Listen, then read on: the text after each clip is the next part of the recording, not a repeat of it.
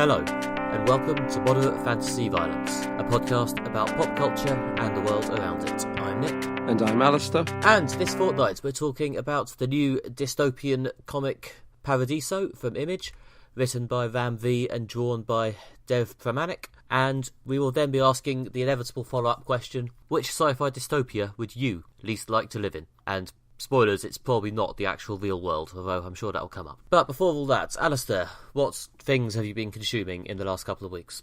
Well, I went to the cinema to see a film that's been getting quite a lot of buzz. Ah, yes. And that is 3 Billboards Outside Epping, Missouri. This is a film I wanted to see at the London Film Festival last year, but I wasn't able to get tickets because it was very much in demand. But yeah, it's now out on general release, I think. It's in most cinemas. Yeah, and it's a great film. To summarise the plot as briefly as possible, Frances McDormand plays a mother whose daughter was murdered, and the police in this small town of Ebbing, Missouri, have yet to arrest anyone. So she pays to have 3 billboards outside the town covered with a quite provocative attack on the chief of police for not basically doing his job and finding who murdered her daughter. And then this sort of, as you can see, spirals from there as the police get annoyed, people in the town get annoyed, general falling outs happen. I don't want to say too much because it's probably best if you, I guess, kind of approach the film with as little in your mind as possible. But if you watch the trailer, you get kind of the idea what you're signing up for. But I will say it is a really funny film, but also really sad, and it's really well made. The fact that it can kind of go from being very, very funny to very, very sad and quite poignant so quickly without the jokes seeming, I don't know, in bad taste or the sadness seeing undermined in any way. It's really does a really good job of balancing that kind of tragic black comedy, sort of, the balancing the two. So yeah, it's a really interesting film. I haven't seen a film quite like that in a while, so I would recommend going to see it. Yeah, I too was there for that viewing, even though we're not covering it on the podcast.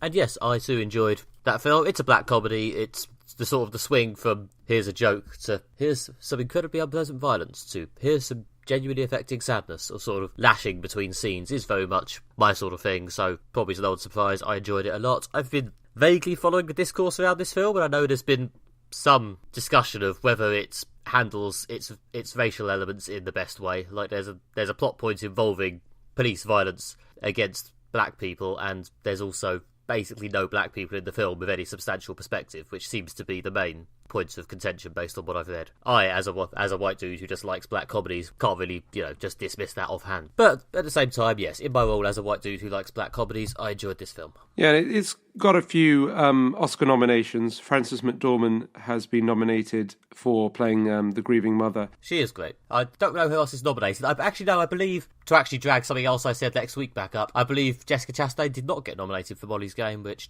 did mildly disappoint me. Yeah, that's sad, because that was a good performance that she did. But some other co-stars have been nominated for a lot of awards, including Sam Rockwell and Woody Harrelson, who are really good in this film, and they all play really kind of complex characters. Every character is sort of likable and dislikable, and not necessarily equal measure, but there's no such thing as a character that's completely hateable or even completely sympathetic in this film. Interesting narrative that has some unexpected twists, but I won't spoil those. And as you say, kind of can do horrible violence, black comedy, and genuine sadness. So I can see why this film is getting a lot of attention, and it's good that what is a relatively small independent film with not any particularly megastars, it doesn't have, Robert Downey Jr. or Brad Pitt in it. It's good that it's getting so much attention for what is a relatively small film by today's standards. So I'd recommend that. Yeah, if you like black comedies, it felt a bit Coen Brothers to me, actually. Possibly a slightly more extreme version of some of the Coen Brothers comedies. So anyway, what have you been up to for the last 2 weeks, Nick? As part of my ongoing Nick Reads non-fiction strands, the last week and a half or so, I've been reading SPQR by Mary Beard, which is a reasonably large book about ancient Rome, focusing, I think, mostly on how Rome came to become an empire rather than the various things that happened to it when it was an empire, which have been slightly more well covered in other books. Other books that I haven't read, obviously, but that's what she says in the intro. Obviously, there's not a lot of detailed accounts available of a lot of this stuff, because we're talking stuff that happened in, between the year 0 and about 200 BC, if not earlier in some cases. So a lot of it is based on stringing together a lot of historical theories. There's quite a lot of stuff from the letters of Cicero, who seems to be one of the only people writing from that period who seems to have survived in any substantial amount. See, it's quite interesting. She's managed to get a nice sort of picture of it, and via the fact that a lot of it's from Cicero's perspective does at least give it a nice narrative thread, which in my adventures reading non-fiction, I think having a sort of clear narrative thread is still quite useful to me. I've read a book or two which is a bit more sort of textbooky, and I do find those a bit harder to get into. Mary Beard is quite careful to try and pull out individual characters and follow them through, which does make it more accessible to non-academic scumbags like myself. So did this book cover sort of the rise of Octavian and Augustus Caesar, that sort of period? As luck would have it, Alistair, I've just reached that bit, yes. All right, so yeah. The Julius Caesar stuff is moved past relatively quickly. I guess she feels that's been quite well covered by, I don't know, among other people, Shakespeare, I suppose, and probably historians as well. Yeah. But yeah, she's just reached the Octavian Augustus stuff. Sounds like the period this book covers was the period dramatised by the HBO show Rome, starring Kieran Hines, I think, and some other high-profile actors, which is actually a really good premium TV show from before the kind of recent explosion of premium TV. It's a bit older than, say, Breaking Bad, although I think it was after The Sopranos. So yeah, if you're interested in a dramatisation of the same period, that's a show I can recommend. Yeah. I mean, in terms of historical things it reminded me of, I think I recognised a couple of characters name dropped from Asterix. Yeah, well, it's the same period, I suppose. My primary source of Roman knowledge before reading this book, to be honest. Not that I'm dissing Asterix as a quality work. Asterix is great. It stands up very well even as an adult. Yeah, sounds good. Everyone has a lot of praise for Mary Beard, as you say. And I think, yeah, that she tells a good story, is what people say. And I think, yeah, definitely that will make it easy to digest what is, I guess, a lot of historical knowledge. Yep. I'm really enjoying it. I've got about 100-something pages to go. Rather than stropping off fiction entirely, I'm sort of alternating fiction and non-fiction. So I might go and read a novel again after this. We'll see. First up this week is Paradiso, a new comic from Image, set several centuries after the Midnight event changed the world forever. In these first 2 issues, a mysterious stranger arrives on the edge of Paradiso City, haunted by his past and in the possession of a strange device. The only problem is, other people want this device for themselves, and others want to stop him getting into Paradiso. Comics are very much your medium, Nick, so let's start by asking, did you like this? Yes, I did. It's kind of hard to put off such a tropey dystopia in some ways nowadays without having a slight feeling of, yeah, all right, it's one of these again. But there's something about the look and feel of this which makes it feel distinct. There's something quite sort of chunky and bright in a weird way, actually. It doesn't quite go as far as having the primary colour being grey. There's quite a lot of like greens and yellows and stuff, which makes it feel, although it is clearly still a sci-fi dystopia, a bit less drab. So yeah, the art is good. It's very well pitched to pull off this sort of realistic sci-fi drama without ever pulling you out of the moment or doing like overdone poses. Yeah, I like the way we're sort of skating in what feels like a very controlled way around the edges of the bigger story. I don't really feel like the comic is running up to me and shouting its high concept in my face in a bid to, impress me and get me on board, which, in a crowded comics market is sometimes necessary to make yourself stand out. But I enjoy the way that Paradiso seems happy to let it unfold at what feels like quite a natural pace. And also that, the characters and the management of the plot is well done enough that I don't feel bored. It feels like something's coming. It feels like there's some sort of revelation about the nature of Paradiso. Well, it's been heavily hinted that it's basically a sentient city, but I feel like there's something coming. Yeah, I think that's a very good summary of the first 2 issues. We haven't obviously read very much because there's only 2 issues out, and the kind of amount we've read is probably the equivalent plot of about the first half or so of an opening episode if this was a TV show. So it's kind of difficult to get a handle on the plot, and where it's going with so little. But I do agree with you that, there's this mystery at the heart of the story, which is really intriguing. And I just was left feeling that I really wanted to find out more about, again, what the nature of Paradiso City was, in this midnight event and the various sort of things they kind of dropped a few breadcrumbs about. I basically was very intrigued to follow. As you say, it's a bit, I guess, tropey at the beginning. A handsome dude, everyman who has a mysterious past and some kind of super gadget is a story I have seen done in science fiction before, to put it politely. But it still managed to, again, hook me in and get me caught up in the mystery. Like, I do want to find out what the mystery of his past is, and I do want to find out more about this strange gadget that he's got. So I guess you've got to open with something that's, I'll say, iconic, it's not necessarily generic. You've got to open with, I guess, something iconic that to hook people in, because you've only got not an enormous amount of pages in the first 2 issues to grab someone's attention and make them follow you. So, and it does that very well. Well, yeah, I mean, I did actually check, and the first collected edition of this, which I guess is meant to be covering the first story, is 4 issues. So yeah, we have literally read half of the first major chunk of the story. As you say, we're in about the right place for that. I don't know, in a weird way it feels like everything is toys, or everything is some weird thing of the imagination. I don't quite know what is giving me that feeling, but that's sort of the vague sense I get from the sort of the way things look, and I don't know. Again, without just describing what happens in the issue, there's a bit the main power demonstration bits that you get with the lead character and his mysterious gadget does go kind of in that direction. Yeah. I mean, as I say, it seems to be in the premise, or at least it's hinted at in the story, and I think it's flat out stated in the previously copy I read at the start of issue 2 that Paradiso is a sentient city, and obviously the Midnight event has something to do with the cloud, or the idea of information being stored in one common hub. Yes, there's enough ideas being thrown out there and suggestions being made to make me, curious exactly how it all ties together. Yeah, I think it's getting at or hinting towards some sort of information singularity has occurred when, as you say, like a machine or possibly the internet or something like that has become sentient. And there are other sort of sentient machines in this universe, and the main character has a device that has, although we are not really sure what the device does because it's quite mysterious, but it has obviously affects machines in some ways. I think the main character fixes a child's toy, and it's like a toy action figure thing, and everyone finds this kind of incredibly miraculous. So I guess that's hinting at the kind of possibilities of what this device can do. I assume there's more to it because there wouldn't be various villains and anti-heroes fighting over this device if all it did was just fix toys. I guess that must be like kind of the least of its abilities. Was the toy meant to have then come alive in some way or gain some degree of similar sentience? I'm not really sure. Yeah, it's all sort of hinted at. They don't give you a definitive answer about what happened to the toy, but you kind of know something miraculous has happened. You don't know if it's just because the world outside Paradiso is very poor and people are sort of scavenging to survive. It's quite post-apocalyptic. So you don't really know if basically everything's kind of poor, broken and run down. So the fact that he can fix something is miraculous in itself, or if he's actually done something even more miraculous, you say, and brought the toy to life. I mean, there's a sort of running thing. Everyone says, "Oh, are you a tinker?" Which seems to be someone who can, fix things. And he always says, like, "Well, I'm not, but I can do similar things." But again, it's kept quite mysterious. Yeah, and despite all this keeping you at arm's length, you do get enough to hook into. There's, clear characters who you can roughly remember who they are, and a lot of the characters do have quite cool, distinct visuals as well. There's a sort of a villain figure who emerges in the second issue who has quite an interesting thing going on. Yeah, I guess I don't need to spoil that either, but you're not entirely just sitting there going, yeah, all right,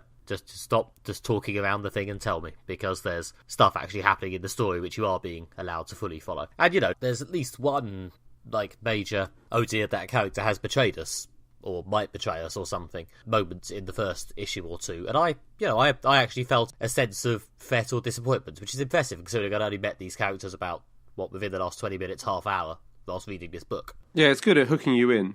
It throws out quite a lot, but you get a sense that it's definitely going somewhere deliberate, which, again, to compare it to, say, the first episode of a TV show, again, the first episode of a TV show should throw out a lot of plot, but again, have a sort of sense it's going somewhere. I mean, like the obvious example of something that did this but didn't grab people's attention was Lost. When the first few episodes came out, people were very much like, well, this is throwing out a lot of stuff, but I'm not completely convinced it's definitely going to go somewhere concrete. It's not just like throwing out things for the sake of it and then just kind of seeing what sticks. Whereas the good thing about this is that even though there's a lot of characters and plot threads for what is, a relatively small amount of material, I do have a really strong sense that the story is going somewhere and this is all sort of planned. I've got confidence in the storytellers that they know exactly what they're doing, even from only a small amount of material. Lost really hurt you when you were younger, didn't it? It's just an example, I think, of it's not like badly written, and it's not an example which has come up before. Yeah, I think it's just an example of like throwing out loads and loads of stuff, and then even some of it developing quite nicely, and then just at the end it's sort of just a crushing letdown, and it kind of reveals that no, they didn't really know what they were doing all along, did they? I do get the feeling that people are a bit more reluctant to just throw out hints completely scattershot, perhaps because everyone is aware of the cautionary tale of Lost at this stage. I would be disappointed if I discover Paradiso is actually doing a Lost, because it doesn't feel like they are. Things don't feel completely random. Yeah. But nor do they feel completely boring. As I say, it doesn't feel too generically dystopian-y. And there's a little bit of a range of ideas and images in there. I like the sort of weird light tentacle thing going on one character, the sort of monster who appears towards the beginning. Oh yeah, that was really good. That's good, yeah. And it also looks sort of distinct from a lot of the other like tech and robots and stuff, because it's not this sort of solid, almost action figure looking thing. It's vaguely sort of, I don't know, is it vaguely Robot Cthulhu or something? I'm not really sure. Yeah, but it's got a sort of film noir thing going on, that it has a sort of, you know, kind of like a PI sort of coat and hat as well. Yeah. It's a sort of bizarre composite creature, and again, because the main character has a mysterious past, and there's various sort of flashbacks to events from his past, but again, it's kind of teased at. It's not really fully developed, so there's a sense of you're not really sure if this creature's real or if it's in his head or if it's sort of half remembered. Again, it sort of deepens the sense of mystery. Yeah, and also I thought that character was just really well drawn, because I don't know what the art brief for that character must have looked like, but it must have been a very odd description of what they wanted the artist to draw, and he drew something that's very good. I think, I don't know, vaguely described the tropes you were driving at and the feeling you wanted to get, and just hope the artist pulled it off, which clearly Dev Famanik has successfully done. This comic as a whole just looks lovely. I mean, there's a lot of like big landscapes as well, and you know, those aren't always the most exciting thing to look at in comics, but some of the cityscapes and stuff in this are stunning. Oh, certainly, yeah. In fact, I really want to spend some time praising the art in there. It is just beautiful to look at, and obviously it helps if you have a good story, engaging characters and that, but having good art I think also really helps, grabbing the reader's attention for a new comic. And I kind of like how the art is sort of, sketchy in the sense that like characters are sort of indistinct to a degree, and the art is slightly abstract to that degree. You're not looking at something that's supposed to be a photo recreation of reality. It's murky. There's a lot of sort of dark colours as well. But as you say, the palette isn't as sort of grey and black as you'd think someone would go to in a sort of dystopian sci-fi story. But the fact that the art is sort of sketchy, slightly abstract, gives the whole thing a sort of dreamlike quality, which works very well with the theme of kind of mysterious, half-remembered past, and the kind of indistinct sort of mystery nature of the story. So I think the art just really suits the story very well, and it's quite nice, unusual art. Well, yeah. Plus, again, it helps it give it a little bit of a sense of the fact that it's more of a sort of exciting adventure rather than a trudging grey dystopia. Yeah, exactly. Because it's easy to write the kind of the future's so grim and everyone's just really depressed.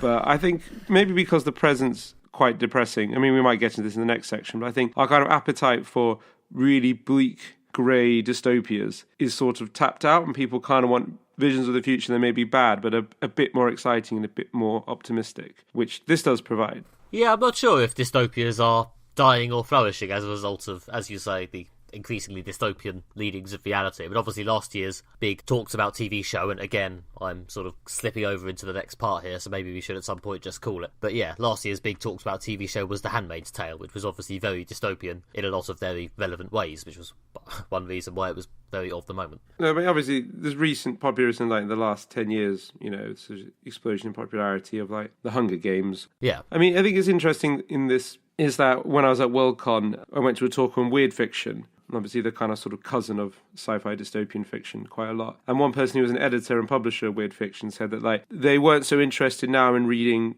the sort of common trope in weird fiction, which is one lone individual completely oppressed and ground down by a sort of society that is too complex and strange for them to comprehend and probably too mean. The very Kafka approach to writing weird fiction. This publisher said they prefer something that had a bit more optimism, a bit more individuals able to stand up for themselves and challenge society is what they're more interested in reading, because partly because I think they've exhausted the kind of, reality's just here to slowly break and crush you side of weird fiction. And I think that's very good advice for anyone who's writing dystopian science fiction, that maybe people have had enough of kind of crushing misery and want some optimism. Yeah, which is, I guess, to briefly put it back to Paradiso before we maybe move on to the second half like we seem to be sort of putting towards. Yeah, it is one reason why this works, because it feels like an adventure that's not just about how sad the man is and how hopeless everything is, It seems to be moving towards the sort of exciting, adventurous bit of the story, which I quite like, and yes, I will definitely read the rest of this at some point. I don't think any more of it's actually come out at this stage, but yeah, I think this has potential to be a really good series. And if you felt like you might have been on the edge of being done with dystopias, this is still worth a look if you can find another few minutes of tolerance in you.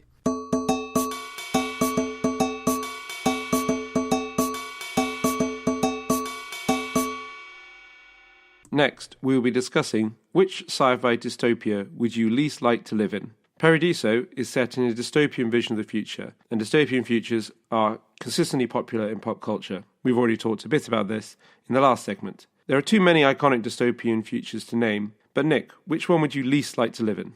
Oh, right, well, shall I jump straight to the answer, or shall I describe my process in agonising detail? I mean, to call back immediately to something I just said. The Handmaid's Tale would, I mean, on the one hand, obviously, the primary group being oppressed in The Handmaid's Tale is not me, because I am a man. On the other hand, the depressing part of the Handmaid's Tale, even if you're watching it as someone who wouldn't be part of the oppressed group, is you sort of sit there thinking, you know, part of me would like to think that even as someone who isn't being directly oppressed, I would somehow fight back against that, but a part of me thinks I just sort of sit there and think, well, don't have to, won't bother. And that's why even outside of the oppressed group, it's still kind of a sobering mirror to look into.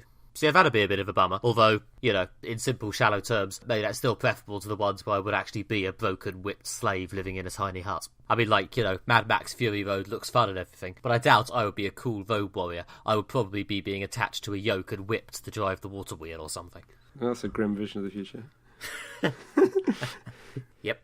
That's what we're here to talk about, Alistair. How about you? Well, I was thinking about various different types of dystopian futures, and I guess 1984 is a broad model for a lot of dystopian futures. It's a great book. Orwell's one of my favourite writers. Because the thing of 1984 is basically an authoritarian state aggressively takes your rights away by force. And I think The Handmaid's Tale is a sort of subset of 1984 in that the social control is all about force. There's police, the secret police, you know, the state uses violence to enforce, you know, its authority. There's no sense of, you know, individual freedom. You're just told what to do. Thinking about it, I do find those visions of the future the most scary. I mean, some other examples are Brazil, Terry Gilliam film. It's very good, which is a sort of a very bureaucratic take on 1984. Handmaid's Tale, as we said, The Hunger Games, Children of Men to a degree, Gattaca, it's a good science fiction film, V for Vendetta, RoboCop. Again, you know, as I'm not the strongest person or the best at standing up for myself, I do find the scariest futures are the ones when, you know, the powerful use their strength to rule over the less powerful brutally. And the whole society is, you know, you're forced to constantly witness violence. It is literally the naked domination of the strong over the weak. So I find those the scariest. And I think, as you said, that Handmaid's Tale is probably the most extreme example of this, because in The Handmaid's Tale, it is very, very clearly, it is not even like ideological like it is in 1984. It's very clearly just the strong dominating the weak. You know, the men who are strong dominate the women who in this society are weaker. So yeah, that's the one I find the scariest. The Handmaid's Tale. Yeah, Handmaid's Tale, and by extension, variants on the 1984 theme of authoritarian society uses strength, pure naked strength, to push weaker people around. True. I mean, I guess quite an iconic dystopia is probably Blade Runner. But then again, sort of similar to The Handmaid's Tale, Blade Runner looks like it might be sort of miserably survivable as long as you're not a robot. Yeah. And, you know, at least if I lived in the dystopian world of The Matrix, there's a reasonable chance that I would just be a living battery sitting in the simulation, completely unaware that I'm living in a dystopia. Yeah. Whereas if I lived in the dystopian hellish world of Ready Player One, I would have the alternative of sitting in what appears to be a dystopian world in which we live in large car parks, or spending my entire life in video game nostalgia worlds themed around an era that I don't actually have any nostalgia for. I mean, not to join in the Ready Player One bashing, because there's plenty of that on the internet, but even just as a list of things to do in your life, that sounds pretty horrible. I don't want to live in Ready Player One. Yeah. Or watch the film. Or watch the film, which is coming out later this year. I mean, there'll be plenty more Ready Player One bashing, I'm sure, when the film comes out, so we'll save our best hot takes on Ready Player One till then. Yeah, there's plenty of dystopians like Why the Last Man, the comic series where basically all the men die. Obviously, I'm not a big fan of that one, as from a personal perspective, as I would die. Yeah. Like, definitely. And even if I was, by some fluke of, air quotes, luck, one of the few surviving men, you know, it doesn't sound like that sweet a deal if you cast aside briefly all the terrible, all about the choices, lads, awfulness, because realistically you'd basically be a museum exhibit. Yeah, that doesn't sound like fun either. No. You've touched sort of briefly on The Matrix, and I think, because I guess, you know, at the time, again, the sort of cousin of 1984 was the other, what I think is the other main take on dystopian futures, which is Huxley's Brave New World. And it's interesting, I was casting around and I was trying to find more examples that are similar to Brave New World, and there aren't as many that I can think of. There are many more, I think, dystopian futures inspired by 1984. Maybe because it's easier just to write a future when, an authoritarian government just takes away your rights by force. But in Brave New World, you're convinced to voluntarily give up your rights by a sort of comforting blanket of safety and luxury. And there is something, I guess, scary about that, the idea that, at least in 1984, you get the feeling that the desire to be free, or at least not to live in constant fear and witness constant violence, lives on. And as much as Big Brother and the Ministry of Truth and INSOC try to crush human individuality and human freedom, they can't quite do it. Where in Brave New World, everyone's more than happy just to sign over all their rights and freedoms for a few comforts. I guess the closest example is The Matrix, because it does have this sort of, you can live in a kind of quite comfortable existence if you're willing to accept your kind of slavery to the system, or you can break free and live a kind of grueling life of opposition. And also, The Matrix and Brave New World also have this variant that most people in the society don't know actually that they're living in a dystopia. They just think this is normal and just accept it. But there is something quite scary about that as an alternative. Yeah, I mean, that's where we get into the exciting grammar of the question. Which sci-fi dystopia would you least like to live in? Well, I would be quite disturbed by something like The Matrix or Brave New World, but, if it was which one would you most like to be a citizen in, well, the one with cushions, please. Yeah. But that would be probably assuming that I was, again, some brainwashed drone who had no idea and would not have to stumble upon the depressing reality at some point. Yeah. But then again, maybe even being a freedom fighter in The Matrix would be preferable to living in the world of Mad Max Fury Road and being hunted like a dog whilst wearing handcuffs. Yeah, or being a blood bag for the war boys. Does sound like a pretty sweet gig, I'm not going to lie, but... Yeah. Obviously, the trend of a lot of what I've said has been, it's okay as long as there's a vague urban society I recognise. But then again, there's always Transmetropolitan, the grim, iconic 90s dystopia comic by Warren Ellis and Derek Robertson, which makes even having a vague, recognisable urban civilization look fucking awful. Yeah. Just a barrage of angry, spiky advertising and people just mutilating themselves because of trends. And it just even, at that point, it is possible to reach a point where even living in an actual city still looks terrible. I guess it's similar to, as you say, Blade Runner. Again, most people kind of are very poor and live amongst the kind of the waste of this civilization that seems to also, be very toxic. It's pretty much destroying the world. I mean, again, that's another variant which I identified of the dystopian futures, which is the kind of capitalist dystopian future when social control is basically the economic dominance of the rich over everyone else. So I haven't read Transmetropolitan, but it sounds like it's in that sort of Blade Runner-esque kind of vein. Well, at least it's got a lot of advertising. The future is dominated by advertising, which seems to be a feature of Blade Runner's dystopia. Yeah, the future is aggressively capitalist, and everyone's just being led around by the media, and it's just a bit numbed by the flashing lights, it seems. Yeah. Which does, as I say, does manage to successfully make even living in a nice, semi-recognisable urban cityscape look miserable to me. Yeah, so I think that those kind of miserable urban futures very much fall in the kind of capitalist dystopia. Because I guess 1984 is, the kind of socialist dystopia, or, Orwell was certainly very frightened and worried about Stalinism and the idea of a socialism being completely corrupted by authoritarianism. So in some ways, whereas 1984 and Brave New World are two different sides of the same coin, also 1984 and Blade Runner or Transmetropolitan seem to be two sides of the same coin. Or possibly the opposite kind of coin, whatever that means. And then the other variety I sort of identified was a kind of, again, as you said, like Mad Max. Society has collapsed, we're fucked. Post-apocalyptic one. The Fire Sermon by Francesca Haig, I think, is a good novel in that vein. The Road, 12 Monkeys is a good film. The Walking Dead is a popular one, although it doesn't have that much sci-fi element beyond there are zombies, I guess, but still. Yeah, well, I mean, most of these ones I mentioned have very little science fiction in it, other than the fact that it's set in the future and everything's gone to fuck. But in these ones, the idea is that our society has completely collapsed and a new oppressive society has risen out of the ashes, maybe because food and shelter is much more scarce, so society's become more brutal. But yeah, I find these quite scary, partly because, as you say, I don't think I'd even be a little war boy. I think I'd just end up as a blood bag. I'd be right at the bottom of their horrible, oppressive society. Because obviously, the world of Mad Max Fury Road is awful for everyone in it, apart from the very few people right at the top of it. But I'm pretty sure I wouldn't even be doing all right. I'd definitely be right at the bottom, being a blood bag. So yeah, or being eaten by someone in the road, or whatever happens to the poor unfortunate people in 12 Monkeys. It's not really gone into. Yeah, I think the closest I come to succeeding in the world of The Walking Dead would be that at least I might get to eat quite a few people after I inevitably became a zombie basically immediately. Yeah. And realistically, I'd probably just get shot. So it's not a particularly positive outlook for the post-apocalyptic future. To be fair, the capitalist one isn't pretty optimistic either, because being middle class, I suppose I'm not amongst the poorest members of our society, but I think in the Blade Runner variation, I'm not Tyrell sitting in his corporation giant pyramid in the middle of Los Angeles lording it over people. I'm probably someone serving street food to Harrison Ford while he sort of just looks at me and glowers. So yeah, again, let's not particularly... And try not to get shot in the crossfire while he's hunting down the replicants. The most lovable of all dystopias, of course, is from the movie Wall-E, which, it's a very uplifting movie, but I'm not sure I want to live there either. No. I don't know, I'd be an immobile man in a floating chair, I suppose. Which, I mean, again, it's a life, but there comes a point where even I start to feel that I could have a better life. It's a bit Brave New World, isn't it, actually? I haven't thought about Wall-E in the fact that they're all kind of controlled by this machine that kind of makes the decisions for them. And it's provided them with a quite sort of luxurious, pleasant existence, but it's kind of taken away all the things that are sort of nice about our world, like human contact and personal relations. It's all kind of been carefully managed out of existence to make people kind of just feel comfortable. So there was something a bit sort of Brave New World about Wall-E. Yeah, maybe that's the thing.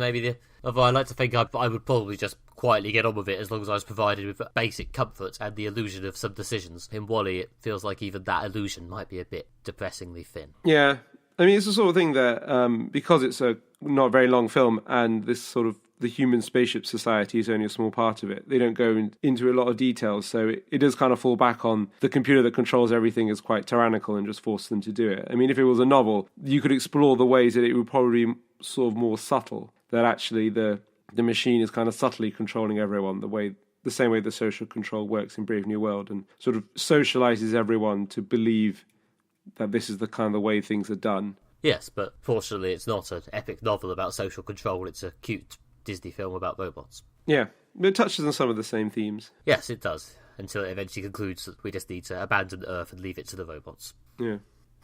Perhaps predictably, we've concluded that the worst kind of dystopia is being a whipped blood bag in the world of Mad Max Fury Road, although I still think Ready Player One sounds pretty grim as well. Although being a blood bag in Fury Road would be pretty bad, I probably would be dead quite quickly. So at least it would be a kind of a brief torture that would end. Whereas actually I think kind of, if I have to choose the worst, I think 1984, there's a reason why it's endured as such a compelling vision of society gone totally wrong, which is the fact that not only is it's just so oppressive, you have to daily witness violence, you have to police everything you do and say and think yourself. There's no kind of element of convincing you that this is right. Even the people like the guy who writes the language, who is actually really, really into Big Brother, there's a whole thing like, yeah, they don't like people who love Big Brother too much, he's going to get got, isn't he?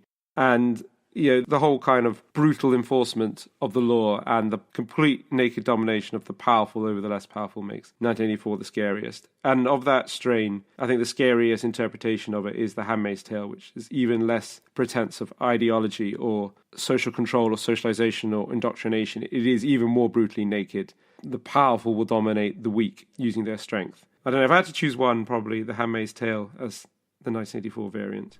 Yeah, I do agree, that's pretty bad as well. Plus, you have the constant knowledge that you're sitting there doing nothing while everyone you used to know gets punished. I hope everyone's got a nice comedy podcast to follow this up with, because we are not cheering people up today.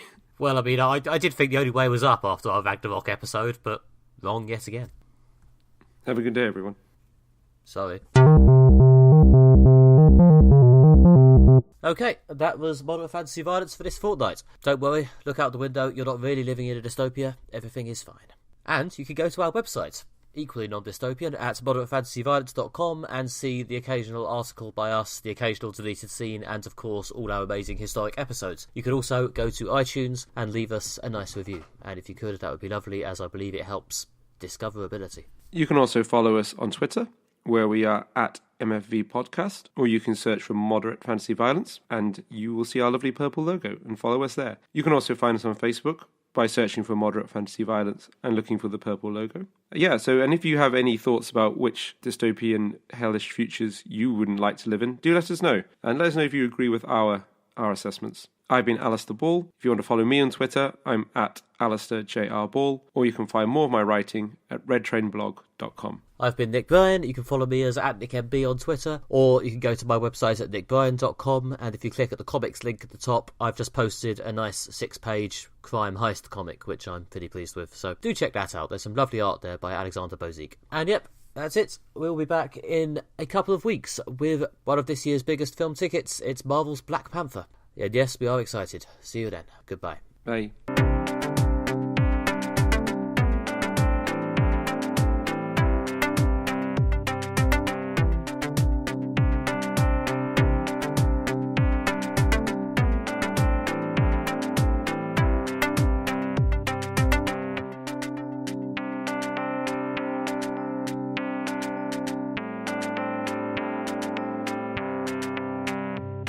Good episode, everybody. Good episode. Yeah, exactly. I'm just going to go cry for a bit now.